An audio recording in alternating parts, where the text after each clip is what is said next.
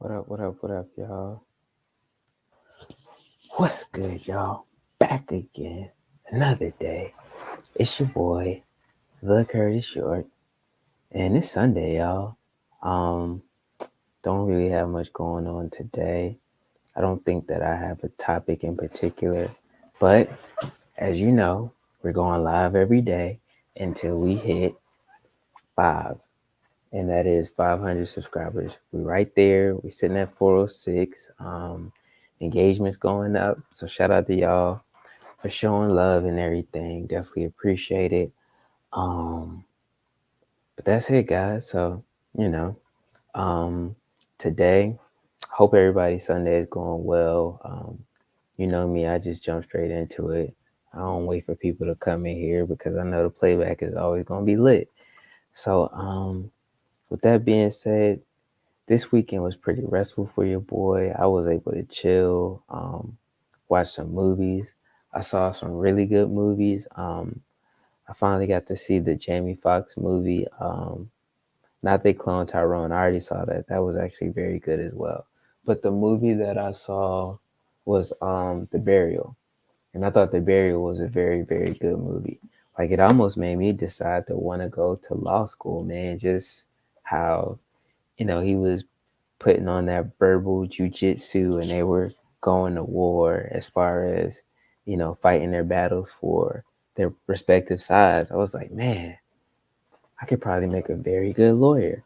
Um, I've always been fascinated by law. I actually have a lot of law books that I read just to make sure I keep my blade sharp in terms of debates and, understanding human psychology and paying attention to details. Um, I've been getting my reading in, of course. I'm sticking with the 75 hard. We are on day 6 today. Immediately after I finish going live, I have to get my indoor exercise in. Been consulting with my cousin who's a doctor, and he's been saying, shout out to that man. I can say my cousin who's a doctor. That's lit.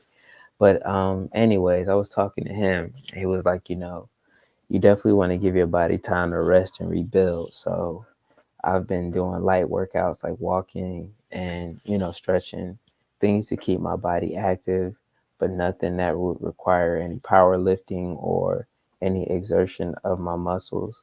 So that's been pretty good. I have one more bottle to finish, and I need to look at my book to see where I left off to determine whether I actually read my 10 pages today or not.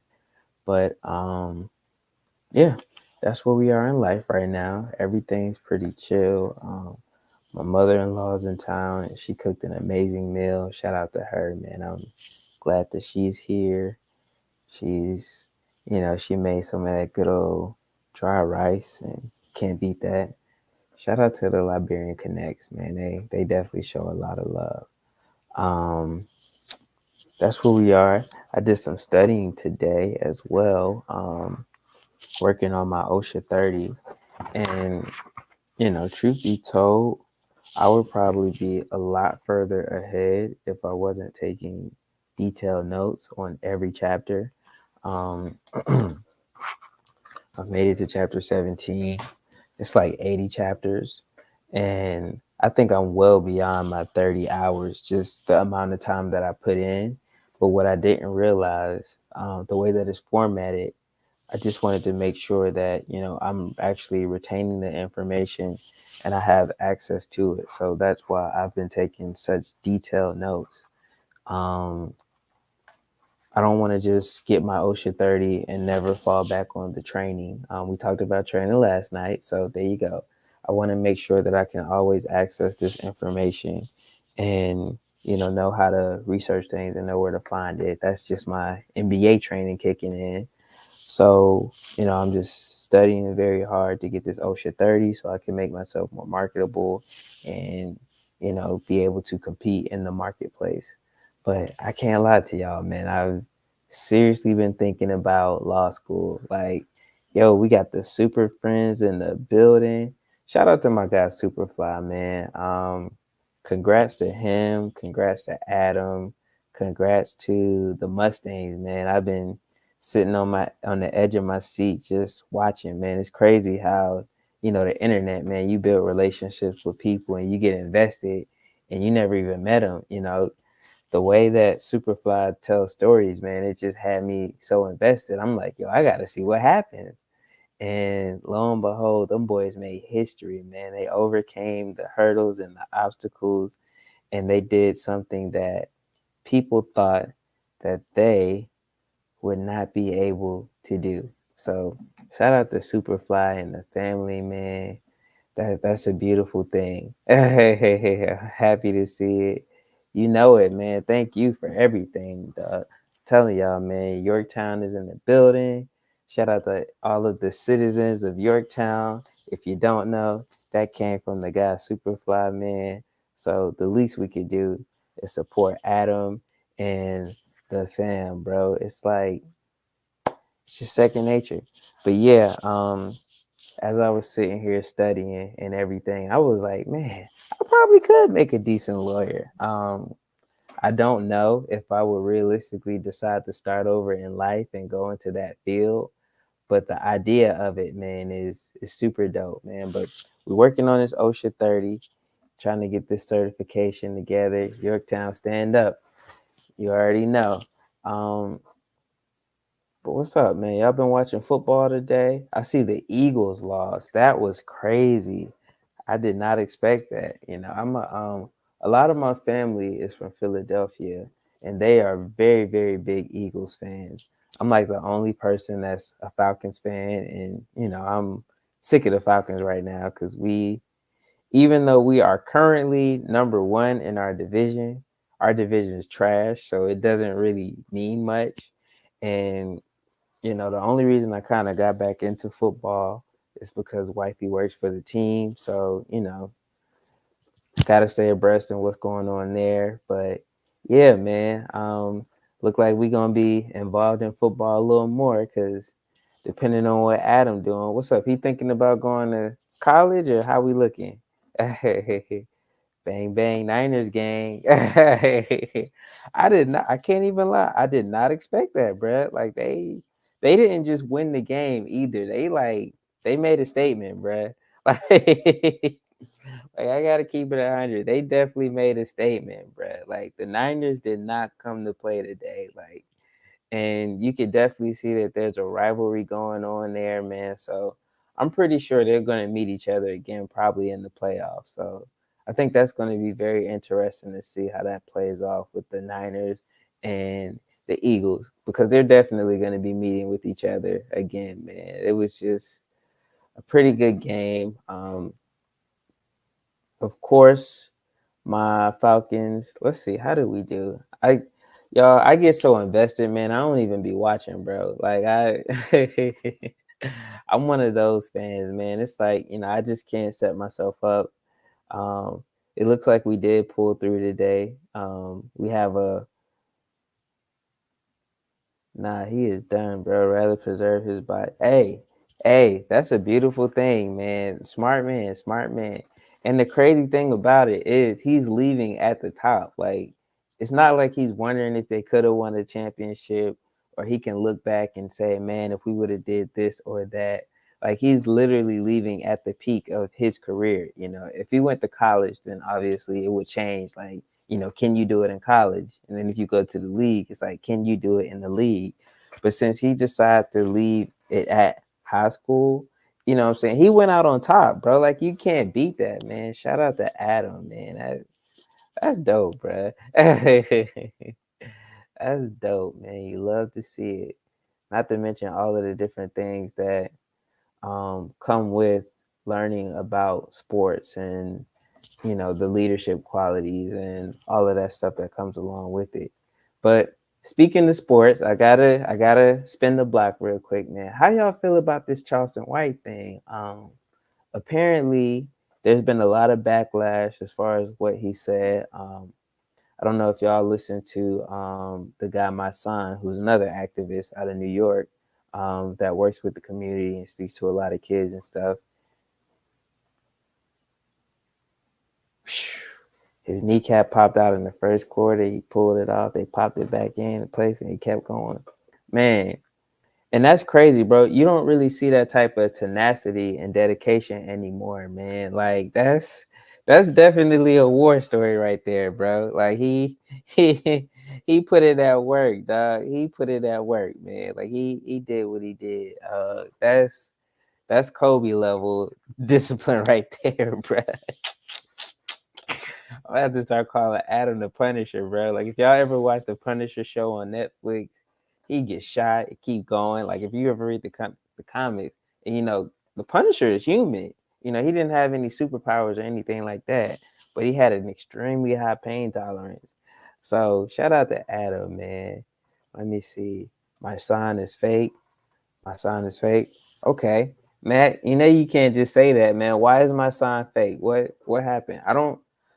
Um, so here's my thing, man. As far as, the conscious community and the pro black community, where I'm at now is like, I've been in it for at this point well over 10 years. And so, a lot of stuff at this point, I don't really follow it anymore just because it's like you can only say the same thing so many times, where it's like, at some point we don't really need any more.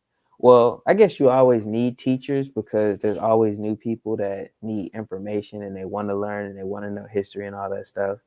But after a while, if you continue to listen and you continue to, you know, watch these people, eventually you become just a blind follower, and you don't take any personal action or you don't do anything for yourself because you're so busy listening to these people.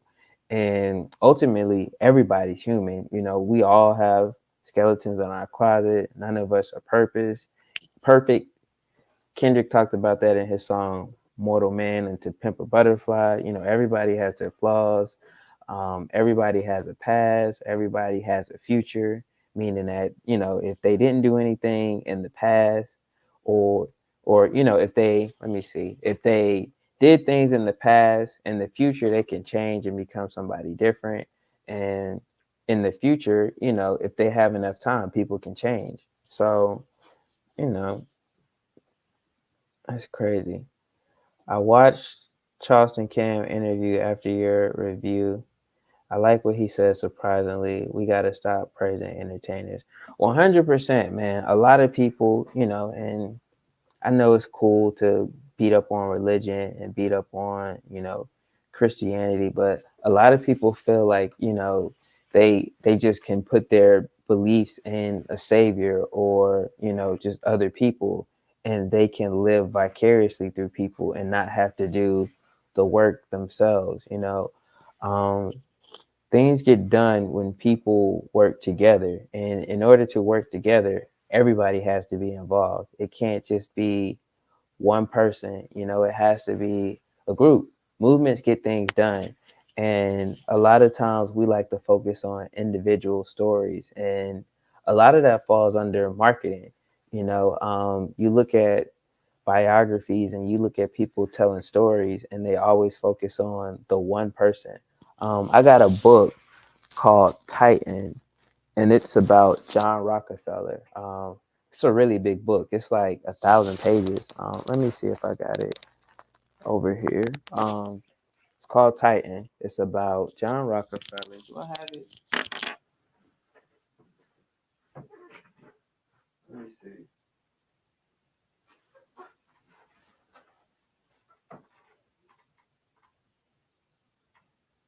Yeah, I do have it.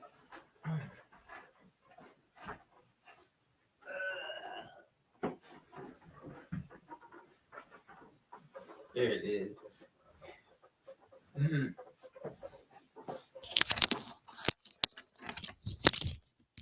Y'all, I love being able to have my library in my room. I can just roll over and pull out books. So here's a book. It's called Titan. It's about John Rockefeller, and it is a biography. And I like this book because it tells the story of John Rockefeller, but it doesn't just make it seem like he was just this, mythical person that just had all of these innate talents, and he was just a genius, and him alone built this empire. It talks about the people that he had in his cabinet, the people that he had in his team. It also talks about the flaws that he had and the imperfections. It's like a full story where, a lot of books, when it comes to big polarizing figures, it's usually a mythologization. Is that a word? I think I made that up. It's like a mythological take on these figures, or they make it seem like, these people were just rugged individualists and they didn't have people that supported them. And a lot of people feed into that and they believe it. And that's why, a lot of people don't really excel. Or you look at sports like basketball, and, nobody really focuses on the team anymore. They only focus on superstars.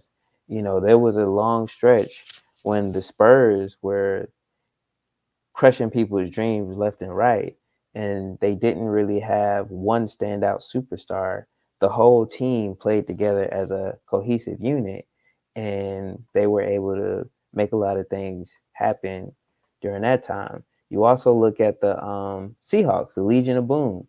They had a lot of people that did a lot of good things, but it seemed to be a cohesive team until later on we found out that it wasn't. And Russell Westbrook was on some other stuff. But, you know, a lot of times we glorify individuals more than we glorify the team. So I think that has a lot to do with things. But let me see. His kneecap popped out in the beginning of the season. He missed 2 games, and those are the 2 games that he lost. Man, that's crazy. That just shows the impact that he had. He only goes at easy targets like DJ Act or 6ix9ine, but won't speak out on BLM, crooked politician, or Diddy's. He's an opportunist. I mean, that comes with the territory, man. I think a lot of these people are opportunists.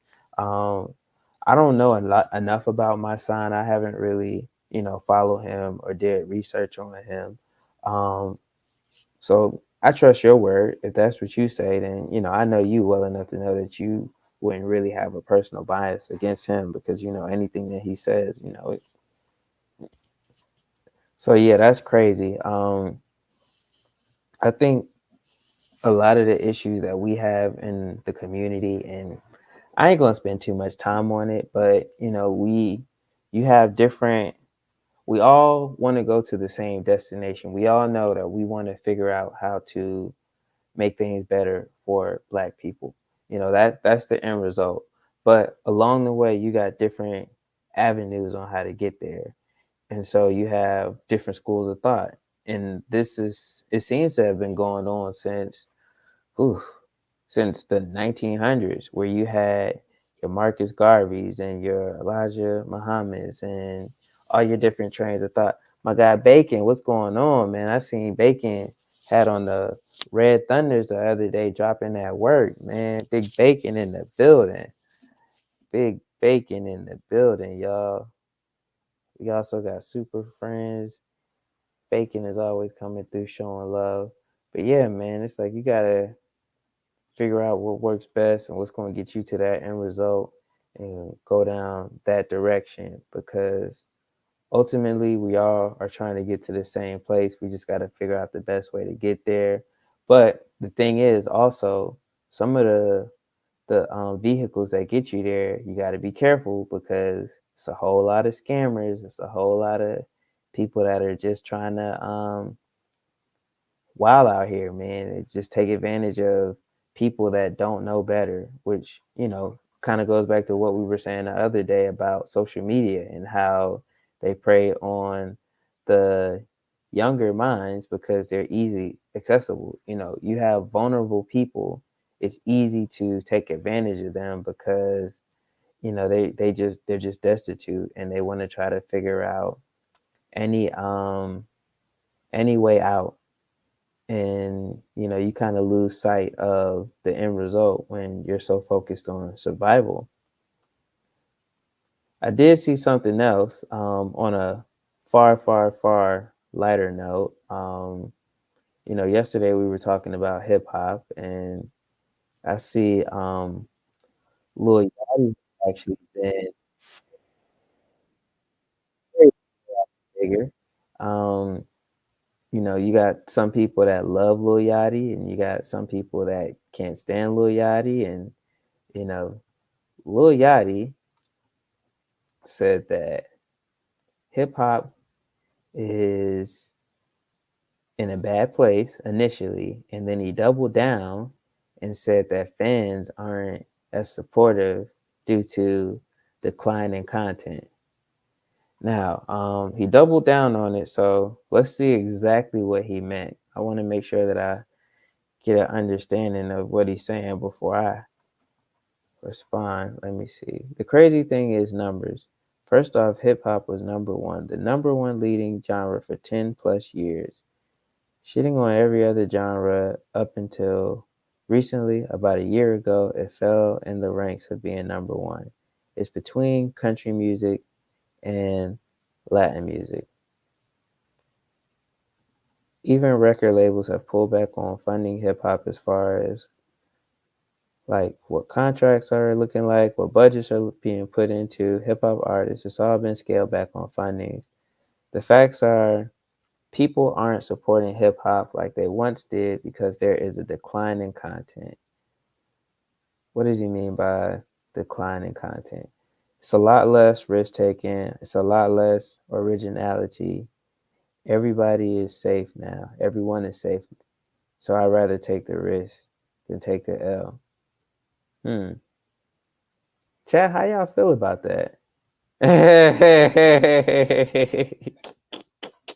There we go. He paints his fingernails. He paints his fingernails. I mean, boom. There it is. Um, um, again, I hate to keep rehashing it, man, but I think that what Charleston White said was actually pretty accurate. We got a lot of people. I think right now, hip hop streaming has messed the game up. Um, yeah, I think it's the ease of access as well too. Like, if I decided that I wanted to start my rap career, literally all I have to do is just make a freestyle right now and make it a snippet and put it on a DSP, and now I'm a rapper. Meaning that the barrier to entry is so low, anybody can just get in the game and decide that they're a rapper and start rapping on the fly. You know, at one point in time, music used to be an art, meaning that you had to have a certain training and you had to have a certain level of expertise before you could be considered a musician. Like you look at, let me see, Yachty is right. I think he's talking about creativity and the number. His last album was very good for an experimental album. Hip hop is in a place where current hits are sampling recent songs. Yeah, that right there is a very big trend. You got songs that came out within the last 5 years that are being sampled, and it's just weird. Like you turn on the radio. Now, sampling is a key element of hip hop. So, you know, what a lot of people consider to be the very first song of hip hop, which is what's the song? The hip hop, the hibbit, the hibbit. That's usually what people think of when they think of the first rap song, Rapper's Delight. Rapper's Delight is a sample of the song Good Times, by Chic. So, sampling is a very important element of hip hop, but the issue is it's like people aren't just sampling and using loops anymore. People are basically taking songs and recreating the songs. Um, Buster Rhymes, and at one point it was just like the younger people that are doing it, but a lot of people recognize Buster Rhymes as one of the greatest performers of all time in our genre of hip hop. A lot of people recognize Buster Rhymes as one of the most talented and creative people. We know Buster for his outlandish videos, but I was listening to like two of the new songs that he put out, and one of them is basically the 2023 version of Ain't No Nigga, which is the old Jay-Z song with Foxy Brown. He remade it with Coily Ray, and it's just like, what? Like, why are we doing that? Like, bro, you're remaking your peer's song. If it's different when Hove did it with a Biggie song, because that's one thing. It was like paying homage, but it's just weird in my mind for Buster Rhymes to pay homage to Jay-Z with Coily Ray. And maybe, there is I don't know. That was just weird to me. And that's not the only one. It's almost every song you listen to on the radio. I don't know, maybe I'm getting old. I've been kind of listening to the radio again, and there's it's crazy, man. Like, I really don't think that I think that originality is a big issue, but it's kind of like what Bruiser Wolf was saying. No one's got an original style in the recent era of hip hop. We have copies of copies. We literally have copies of copies. Busta Rhymes shouldn't have done that. Yeah, and he has another song. Like, it's two songs. It's two. And it's so crazy because Busta Rhymes had the album. It was executive produced by Swiss Beats, Timbaland, and Pharrell. You know what I'm saying? And I'm trying to figure out who decided that they were just gonna remake Ain't No Nigga. Like was that Timbaland? Was that Pharrell? Or was that Swiss Beats? Like, why are we remaking Ain't No Nigga? Like that just it's just so unreal to me, bro. Like, that was the craziest thing that I ever saw. And what is the other song? He has a song with the baby. The song with the baby, it's a remix of another old song. I gotta find it because I'm not gonna have peace. Where is it? What is it? Let me see. Let's find it, y'all. YouTube. I gotta find the song because I'm not gonna have peace. Buster Rhymes. Oh no, I don't want to do that. I want to use that. Y'all, look at my feed. Look at my YouTube feed, y'all. Comics and working out. Buster Rhymes and the baby. Big everything. Here it is. Recordings just got better.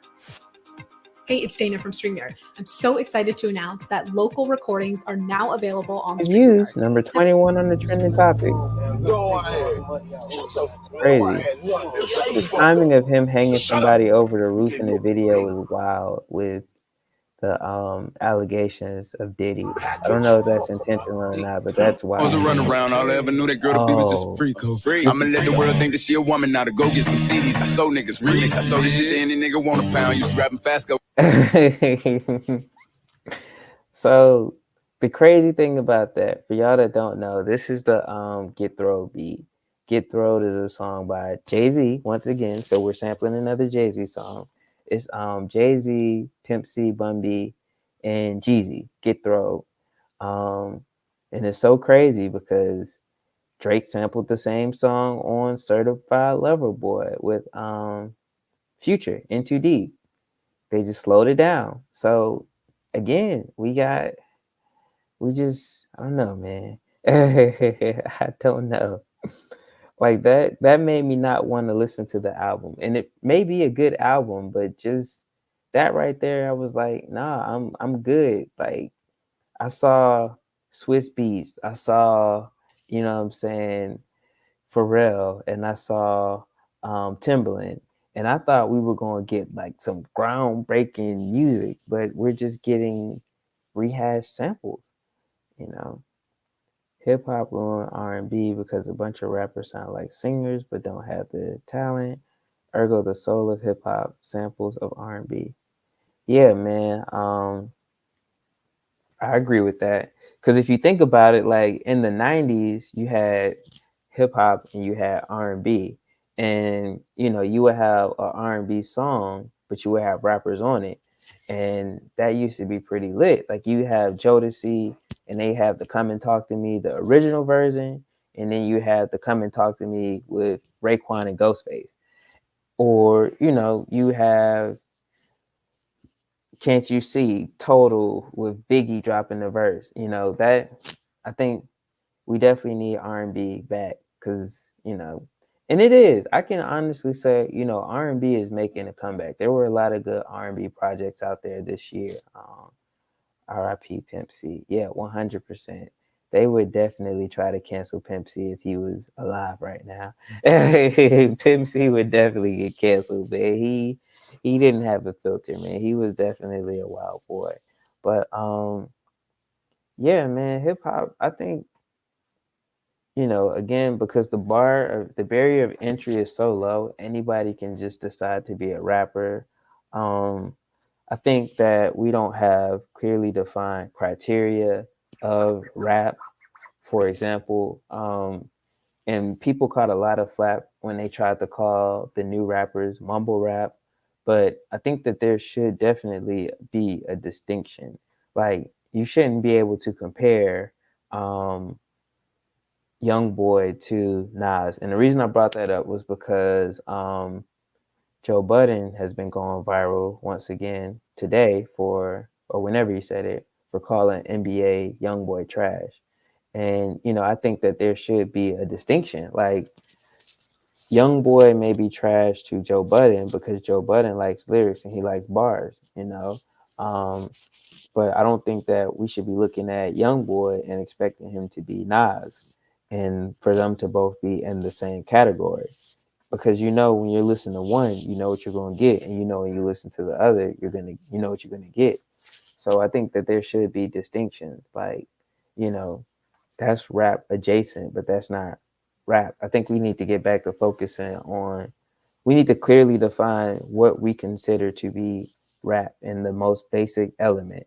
Like, based on this, like, there's no criteria. So I'm old enough to remember when people from the north didn't like southern rap music. They used to call it country rap. Like, that was a real thing. Some of y'all might be too young. I know mostly everybody in here right now is in my age group or older. So y'all remember that. Like, when Outkast came out, they used to be considered country rap, or Master P, or, you know, the OGs, the Ghetto Boys. Like, they used to be considered country rap. That was a real thing. So, you know, Pimp C, he was like, you know, if y'all want to call us country rap, you know, this is country rap tunes. And he made it cool. Like, they made it fly to be from the country and rap. But, you know, as much as people used to try to discredit it, they were rapping. You know, that's totally different from, you know, other people that are doing new things today. And I don't think that you should. I don't think it's a bad thing that they are experimenting, because they are trying different things. Like, you know, Young Thug made a country album. Um, I think Drake made a dance album. Like, so I think that I don't think it's a lack of people trying different things personally, because you do have a lot of experimentation. Um, you know, Drake did a song with Bad Bunny, and although, you know, that Spanish accent is horrible and I don't like that song and I wouldn't listen to it, he's experimenting. So you can't, you know, we can't say we need people to experiment and take risks, and then when they experiment and take risks, you know, we crucify them. Like, as much as I don't like that song, I gotta give them credit for trying. And then you also have, you know, like, again, I referenced it last night. I think J. Cole made that album, For Your Eyes Only, and we lauded as they called us them. Yeah, they sure did. They sure did. Yeah, man, they sure did. That was definitely a thing. All of that, man. Bammers. Yep, they sure did. Uh, you know, we can't have it both ways. So, you know, Kid Cudi was making punk rock albums. You know, Andre 3000 was way ahead of the game when he made The Love Below. You know, Andre 3000 right now, he's making flute albums, which by no means should be considered rap at all. You know, that's not rap. That's music, you know. But I think that there is experimentation. You know, Lil Yachty, he made the experimental album. So I don't think it's experimentation. I think number one, it's definitely oversaturated. You have too many people that are just deeming themselves rappers, and you know, supply and demand. If you have too much of something, then you don't really value it anymore. Which I think somebody did bring up streams. Matt, that was Matt. Yeah, streams mess up the game. Yeah, if you have everybody that can stream and they consider themselves rappers, then you know it lessens the value of rap. You know, I think that's an issue. I also think the subject matter is an issue. You know, we're tired of hearing about the same things over and over and over again. We want to hear different stories. Why isn't, like, for example, why isn't there a rapper that raps about um living a normal life? like why isn't there a rapper that rapped about going to work every day constantly? I mean, you know, you granted you had Kanye make songs like Spaceship, which, you know, which is why originally we rocked with Kanye, because he made everyday songs that everybody could relate to. You know, initially that's what we liked about Drake. He made songs that people could relate to or identify with, you know, but now it's so one dimensional. Everybody kind of sounds the same. Everybody's talking about the same. A lot of the female rappers have the same subject matter and content. They kind of all look the same. And, you know, when you introduce a different woman like a Rhapsody, she doesn't get the same limelight and exposure as the women that everybody complains about. Like, you know, if you hate Sexy Red and you don't like Sexy Red, the best way you could combat that is to support rappers that don't look and act like Sexy Red. There's a lady, what is her name? She's a Nation of Islam rapper lady. She has the turban on and everything, the hijab and everything. And she raps. She rap. And you know, we don't really see people championing her or supporting her like that. But you complain about, you know, Sexy Red and Suki Hana and all of these other female rappers that aren't really benefiting anybody other than themselves. And they're shaping narratives and whatnot. You know, we can't have it both ways. You can't complain about what you don't like and talk about what you want to see, and then when you get it, you don't support it. So I think that is definitely trickling into what's killing hip hop. Um, I also think, and I said this last night too, you know, with this being the 50th year, I don't think that it's a coincidence that this is the year that we're deciding to call out all of the issues that we see, and everybody's bringing it to the attention that, oh, well, we don't like hip hop. You know, I mean, especially when you have artists that have been saying these things for years. Like, you know, you got people like Wale, he's been speaking about this for years. You got people like Lupe Fiasco that's been speaking about this for years. Andre 3000, he's been speaking about this for years. So these things aren't anything new. You know, these issues and these problems that we're facing, you know, they aren't really new. It's just right now it's cool to constantly talk about this thing. But I do think that, you know, hip hop can be saved.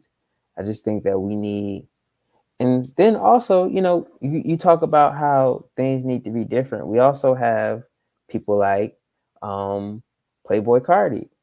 He makes different music. It's experimental. Lil Uzi Vert, you could argue that his music is different and experimental. So, you know, you got the little dude. I don't want to call him a little dude because that sounds crazy. But you have a lot of rappers that rap about different things. It's just that nobody really listens to them, or nobody really gives them exposure outside of their niche audiences in particular. You know, Larry June. Larry June is one of my favorite rappers right now. He's not rapping like everybody else. You know, Larry June is in his own lane. Daniel mentioned Bruiser Wolf. You know, Bruiser Wolf will bar you to death, like crazy bars, you know, but we don't hear them on the radio. We don't see them being pushed and promoted. So I also think that's a part of the problem as well. And then, you know,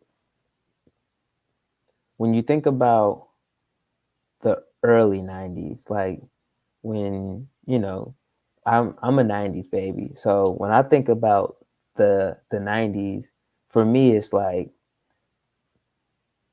two different eras. So you have from 1990 to I'll say 95, 96, and then you have after Biggie died into the 2000s.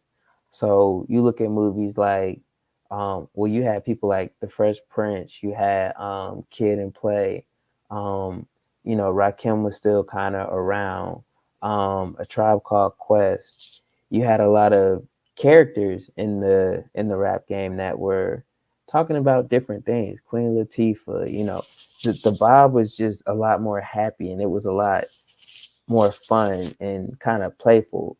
Of course, you still had your NWA. They were around in the early 90s.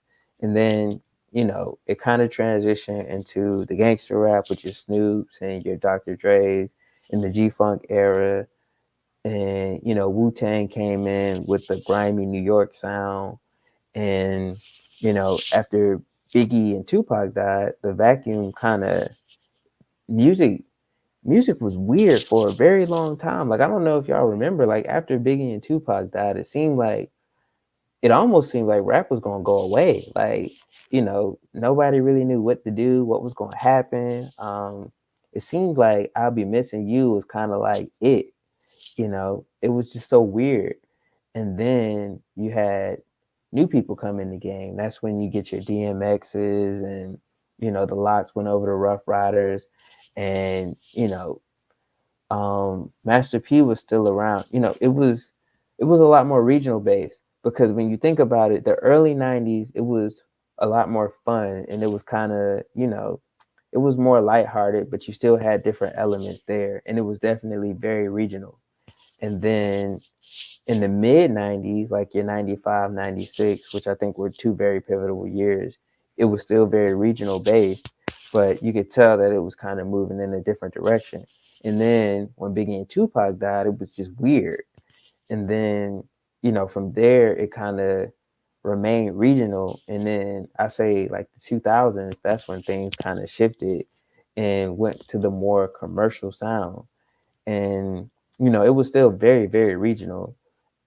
And I think the regional thing, I think we need to bring that back too. Like, different regions sound different, where, people from New York sounded like they were from New York, and people from the South sounded like they were from the South.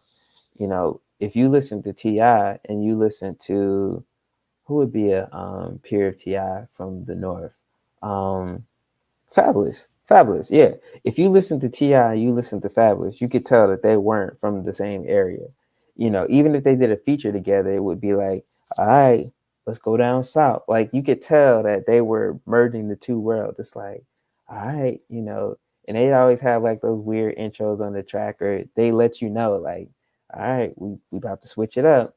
And then you have a Fabulous and a T.I., or, it would be like the Dipset and T.I. songs. Those, like, you would know that they were merging their worlds. But now it's like everything seems to have a monolithic sound to it. It sounds the same, even though you do have fringe outliers that are different. They definitely do still sound the same. So I don't know, man. There's a lot that has to go into it, but I don't think that hip hop is going to go away or it's going to disappear. I think that we definitely have, if hip hop is going to be Black music and it's going to talk about the Black experience, then we definitely need more than one Black experience, because there's so many different things that you could talk about as a Black person on an everyday basis, outside of drug usage or promiscuous behaviors or drilling. That's only one facet of the Black experience, and that's only one group. Like, you have corporate Black people, you have athletic Black people, you have, we're just not one monolithic people. And the music tries to make it appear that way, or that's the music that we choose to listen to, or we only want to listen to party rap, when there's so many other different facets of what we could talk about. So yeah, that's what I think about it. Let me see. What else we got? I don't think I'm gonna make it to a full hour tonight, y'all. Unless y'all got something y'all want to talk about, because I still got to get my workout in. I don't know. I'm gonna probably just do some light stretching tonight for the 75 hard. Speaking of, man, your boy has made it to day 5. We rounding out day 6, man. The furthest I made it this go round was day 16. So I think I'm doing pretty good to say that we made it to day 6. And for those of you who don't know, the 75 hard is basically just like a discipline challenge that you do for 75 days. You work out 2 times a day. One of them has to be outside. You have to take a progress picture every day to show your results. You have to read 10 pages, drink a gallon of water, follow a diet, and no cheat meals or alcohol. So my diet, I'm not eating any dairy products whatsoever. And that wasn't really hard for me. We just got a lot of substitute dairy products, no alcohol. I haven't had a drink all year. Yes, sir. This is my last bottle. I'm down to my last one. So yeah, let me see. Maybe I can show y'all exactly what it is. 75 hard guide. Yeah, let's do this real quick for a second. Present 75 hard. So he done turned it to a book. I'm not mad at it. So yeah, it's supposed to build mental toughness and discipline. And here's the guy that created it, Andy Frisella. He has a pretty good podcast. I rock with Andy Frisella. But by doing this training, you are supposed to have confidence, self-esteem, self-worth, self-belief, fortitude, and grittiness. So yeah, here's some of the results. And I have completed it before. Let me see. Finishing my water now. Let's go. I finished it before, and that was in March of 2022. Your boy knocked it out. And when I did it the first time, I don't know, I was just in a different mindset to where, it was just, let's go, let's get it done. It wasn't really that big of a challenge. I feel like this time is way more of a challenge because I have so much more going on. We got 3 kids. Everything's been going crazy for the past few months. It's just been a real challenge. Plus, it's the holiday season this go round. So it's a lot different. I had to start over. Let me see. We started over 1, 2, 3 times. This is my 4th attempt. So yeah, man, we just gonna knock it out. So with that being said, y'all, unless y'all got anything else y'all want to chop it up about, I'm about to go get my second exercise in, which I'm just gonna do a 45-minute stretch and finish my last bottle of water.